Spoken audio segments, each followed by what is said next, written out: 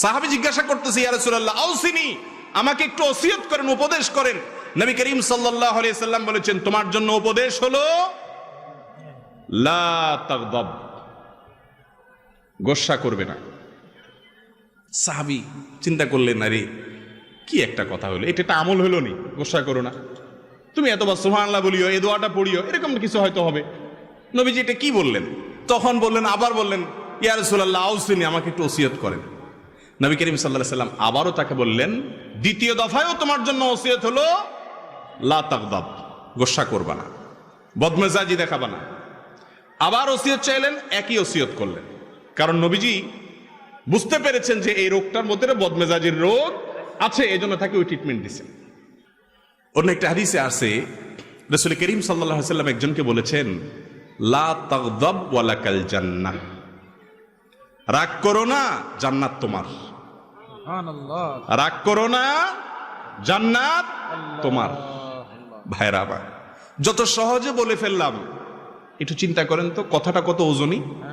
রাগ করো না, জান্নাত তোমার। তার মানে যদি তুমি ফরজ আমলগুলো করার পরে, বড় বড় কবিরা গুনাহ থেকে বাঁচার পরে নিজের রাগকে যদি সংবরণ করতে পারো, নিয়ন্ত্রণ করতে পারো, যেখানে সেখানে জেদ না দেখাও, জুলুম না করো, বদমেজাজি না করো, তাহলে সেক্ষেত্রে তোমার জান্নাতের গ্যারান্টি হয়ে গেল। কত বড় ব্যাপার চিন্তা করে দেখেন। আল্লাহ তাআলা আমাদের সবার রাগগুলোকে সংবরণ করার তৌফিক নসিব করুন। ভাইরা আমার, রাগ তিন প্রকার। এক প্রকারের রাগ প্রশংসনীয়, এক প্রকারের রাগ নিন্দনীয়, আরেক প্রকারের রাগ অনুমোদিত অর্থাৎ জায়েজ। প্রশংসনীয় রাগ আছে। কোন রাগ? আল্লাহর হুকুম লঙ্ঘন হতে দেখলে রাগ করা, তাও নিয়ন্ত্রিত হইতে হবে, অনিয়ন্ত্রিত না।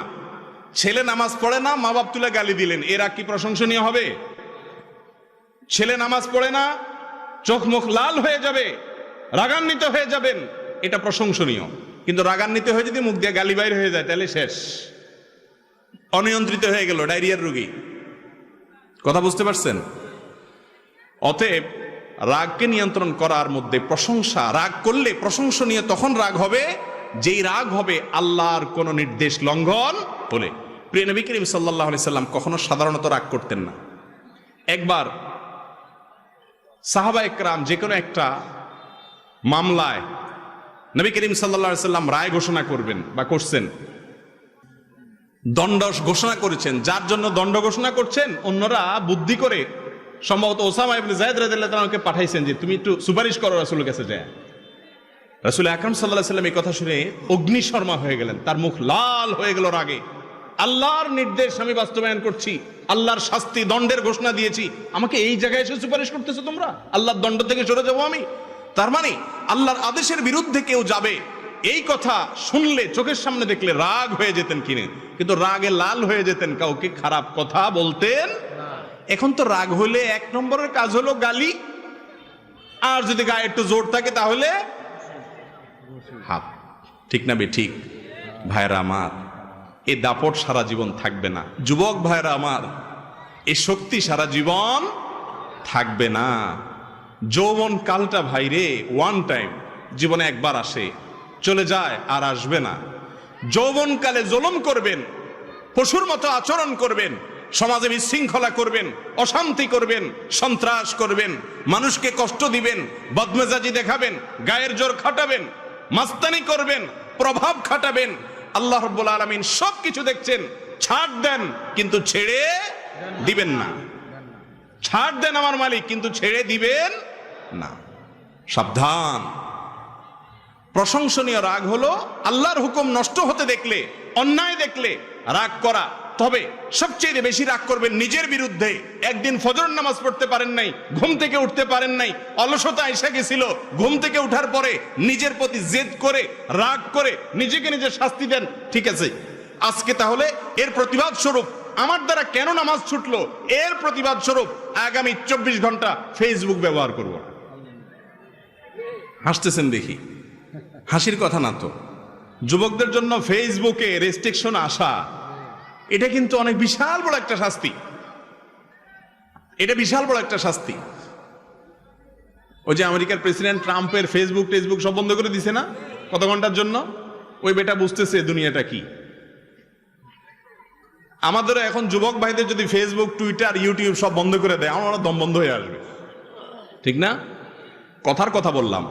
নিজের বিরুদ্ধে আমার দ্বারা করে অন্যায় হয়ে গেছে, একজন মানুষ রিকশাওয়ালার সাথে দুর্ব্যবহার করছেন, আসছেন, যখন মাথাটা ঠান্ডা হয়েছে তখন সাথে সাথে নিজের বিরুদ্ধে নিজে এবার সংগ্রামে নামেন, যুদ্ধে নামেন, খুঁজে বের করেন সে রিকশাওয়ালাকে, যাদের সামনে থাপ্পড় দিয়েছেন, দুর্ব্যবহার করেছেন, তাদের সামনে যদি রিকশাওয়ালার পাও ধরে মাপ চেয়ে ফেলতে পারেন, ভাইরে কিয়ামতের ময়দানে বেজ্জত হওয়ার চাইতে, আমল খোয়ানোর চাইতে তোমার কাছে এখনই মাপ চাই, মাফ করে দাও, মাথা গরম হয়ে গেছিল, মাফ করে দাও, এটা যদি করতে পারেন তাহলে আপনি হলেন বীর, আপনি হলেন বাহাদুর।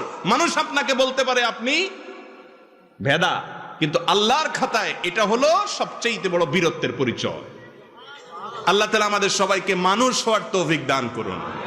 আমরা মানুষ রূপী, চেহারা দেখতে মানুষের মতো, কিন্তু কারোর মধ্যে বাঘের গুণ, থাবা দাও পাইলে চান্স, কারোর মধ্যে সাপের গুণ, ভেতরে ভেতরে দংশন করো, কারোর ভেতরে হিংস্র বিভিন্ন জীবজন্তুর গুণ আমাদের ভিতরে আছে, কারোর ভিতরে কুকুরের মতো লোভের গুণ আছে, এক এক পশুর গুণ নিয়ে চলতেছি, কিন্তু চেহারা সব মানুষের মতো, ঠিক না বে ঠিক? আল্লাহ তাআলা আমাদের ভিতরে মনুষ্যত্ব যেন আছে, এটা ভেতরে আসার জিনিস, সেই তৌফিক আল্লাহ তাআলা আমাদেরকে দান করুন। ভাইরা আমার, তাহলে রাগ প্রশংসনীয় হবে। নিজের বিরুদ্ধে রাগ করেন, অন্যের বিরুদ্ধে রাগ করবেন, নিয়ন্ত্রিত রাগ। যদি আল্লাহর কোনো বিধান লঙ্ঘন হয়, অন্যায় কোনো কিছু দেখেন, অসামাজিক কাজ দেখেন, চান্দি গরম হবে, কিন্তু গরম হয়ে উল্টাপাল্টা কিছু করবেন না, কন্ট্রোলে রাখবেন। এই রাগ ইনশাআল্লাহ প্রশংসনীয়, এর কারণে আল্লাহর কাছে সওয়াব পাবেন। আরেক প্রকারের রাগ আছে নিন্দনীয়। সেটা কোনটা? গোষ্ঠীর জন্য রাগ, দলের জন্য রাগ, ব্যক্তিগত কারণে রাগ, দুনিয়ার কারণে, মোহের কারণে রাগ, আছে না নাই? কথার কথা, আপনার গ্রুপের লোক, বিভিন্ন গ্রুপিং আছে না আমাদের মধ্যে, আপনার গ্রুপের লোক, তার উপরে কেউ জুলুম করছে বা কিছু একটা হয়েছে, ভেজাল লাগছে, আপনার চান্দি গরম হয়ে গেছে, হ্যাঁ আমার লোকের বলছে, এই রাগ হলো নিন্দনীয় রাগ, এটা হলো নাজায়েজ রাগ। এটা আল্লাহর জন্য না, এটা নফসের জন্য, প্রবৃত্তির জন্য, দলের জন্য, গ্রুপের জন্য, দুনিয়ার জন্য। এ রাগ নিন্দনীয়। নিন্দনীয় রাগের তালিকার মধ্যে যে রাগ অনিয়ন্ত্রিত, যে রাগে কোনো নিয়ন্ত্রণ নাই, চাঁদনি গরম হয়ে গেছে, আউট অফ কন্ট্রোল হয়ে গেছে, মাথা ঠান্ডা হওয়ার পরে বুঝলেন হ্যাঁ হ্যাঁ সর্বনাশ, বউরে 1 তালাক 2 তালাক 3 তালাক 4000 তালাক, তোর তালাক তো 14 গোষ্ঠী সহ তালাক দিয়ে দিলেন। মাথা যখন ঠান্ডা হয়ে গেল, মৌলভী সাহেবের কাছে গেছেন, হুজুর ভুল হয়ে গেছে। হুজুর বলছে শেষ তো। এবার বলেন হুজুর কি কোন কোনো রাস্তা নাই? চুগুরা গেরা আমার মসজিদে একদিন এক যুবক আসছে জুমার পরে, ফুটফুটে সুন্দর, তালাক দিয়ে আসছে বউরে। মাসালা জিজ্ঞেসে, আমি বললাম শেষ, আর তো সুযোগ নাই। হুজুর কোনো রাস্তা নেই? কোনো রাস্তা নেই। ওই মহিলাকে খুব যদি বেশি ভালোবেসে থাকেন, একটা ভালো ছেলে দেখে, উপযুক্ত পাত্র দেখে বিয়ে দিয়ে দেন, আর আপনি নিজের জন্য চরকায় তেল দেন, আরেকটা বিয়ে করেন। তালাক মারবেন 2টার জায়গায় 3টা। আমার এক হুজুর ছিলেন খুলনাতে, হুজুরের কাছে তালাকের মাসালা জিজ্ঞাসা করতে আসলে ওনার গদির নিচে একটা ব্যাট থাকতো। সরকারি অফিসার আসছে না কোনো ব্যবসায়ী আসছে, এসব দেখা দেখি নাই। চোখ বন্ধ করে আগে উড়াদুড়া মায়ের, তালাকের মাসালা পরে দমছে আগে মায়ের দিয়া, হুজুর হাঁফায় উঠলে এরপরে ব্যাটটা থেকে ক এবার ক মাসালা। এটা কামাজ পাস না, যেখানে সেখানে আকাম কুকাম করে যায়, বউর উপরে সব রাগ ঝাড়স। কিছু বেহায়া নির্লজ্জ পুরুষ আছে এই সমাজে। এই নির্লজ্জ পুরুষরা কিছু না হইলে বউর উপরে 1 তালাকা দেয় না, একসাথে শত শত হাজার হাজার তালাক মারে। ওমর রাদিয়াল্লাহু তাআলা বেঁচে থাকলে এগুলো ধইরা শুধু বেত্রাঘাত না, এগুলো ঝুলায় বাঁধায় পিটাইত। এগুলো সব কিন্তু বদমেজাজ থেকে হয়। কোত্থেকে হয়? রাগ যদি কন্ট্রোল করা শিখে, তাহলে এই সমস্ত আপত্তিকর বা অনভিপ্রেত কিছু ঘটবে না। অতএব রাগরে কন্ট্রোল করবেন তো ইনশাআল্লাহ। জায়েজ রাগ হলো দুনিয়ার কারণে রাগ করলেন, ছেলে একটা জিনিস নষ্ট করে ফেলছে, একজনে কিছু করে উল্টাপাল্টা করে ফেলছে, দেখছেন রাগ করছেন, কিন্তু রাগটা নিয়ন্ত্রণে আছে, সীমা ছাড়াই নাই, মুখ খারাপ করেন নাই, জুলুম করেন নাই, এই রাগটা হলো জায়েজ রাগ। এবার আসেন পরিশেষে যেটি বলতে চাই তা হলো রাগ নিয়ন্ত্রণ করবেন কিভাবে, ঔষধ কি? এতক্ষণ তো রোগের কথা বললাম, এবার আসেন ওষুধের কথা বলে শেষ করি। ওষুধ হলো, 1 নম্বরের ওষুধ হলো, রাগ যখন উঠবে আউযু বিল্লাহি মিনাশ শাইতানির রাজিম পড়বেন। কি পড়বেন? আউযু বিল্লাহি মিনাশ শাইতানির রাজিম। সাথে সাথে দেখবেন রাগের মিটার 99 ডিগ্রি থেকে একেবারে ধাপ করে দেখবেন 0-তে চলে আসছে।